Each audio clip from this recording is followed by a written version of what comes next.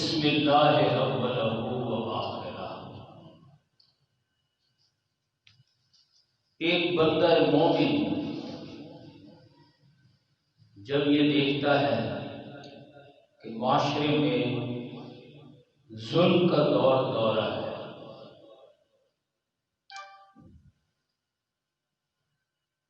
تو اللہ پاک بندہ مومن کو قرآن حکیم کی طرف متوجہ ہونے کی تعلیم دیتا ہے، کیونکہ ظلم و ناانصافی کا دورہ ہوتا ہی اس وجہ سے ہے کہ قرآن کی ناقدری کی جاتی ہے۔ ویڈیو کو تو قرآن سرے تاکے نہادی، اے بندہ مومن تو نے قرآن کو تاکہ نسیاں پر رکھ چھوڑا، بتاک ویران خانہ کتاب،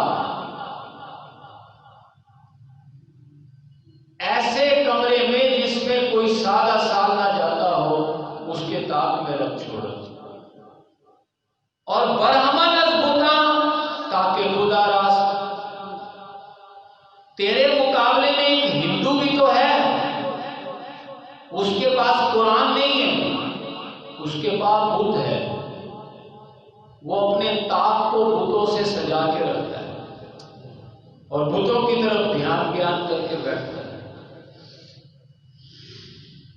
وہ اپنے بت کی اتنی قدر کرتا ہے، تجھے قرآن ملا ہے، تو نے قرآن کی کیا ناقدری کر دی ہے،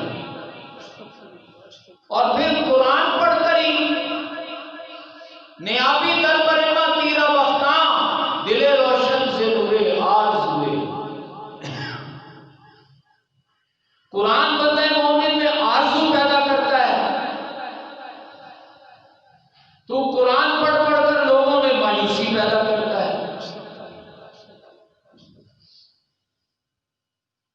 تو قرآن کی آموز، اے بندہ مومن قرآن کو سیکھ، قرآن سے ہدایت حاصل کر۔ اچھا، ایک بندہ مومن قرآن پڑھتا ہے، قرآن کو سمجھنے کی کوشش کرتا ہے، بالخصوص قرآن کی ماں، قرآن کی جڑ، قرآن کی اساس، پورے قرآن کا خلاصہ سورہ فاتحہ کو سمجھنے کی کوشش کرتا ہے، تو اسے قرآن سے ایک نور ملتا ہے۔ ازاں نور قرآن سے ہر کردم 80 سالہ شبرا، فرماتے ہیں میں نے قرآن سے حاصل ہونے والے نور سے 130 سالہ رات کو صبح میں بدل دیا۔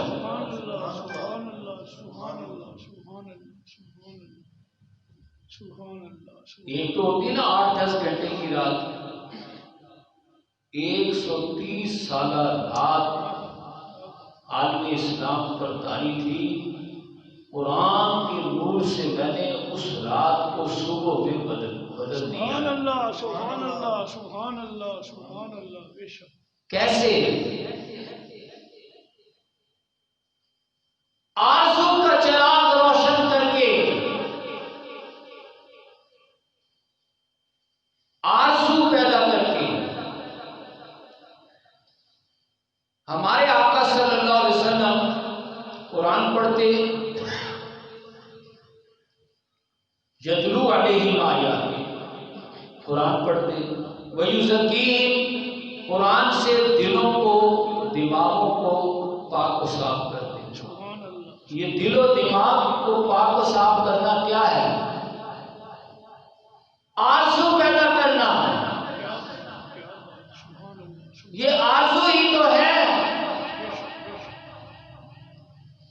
کہ حضرت بلال جیسے نسل در نسل حبشی غلام نے یہ امید، یہ تڑپ، یہ عزم، یہ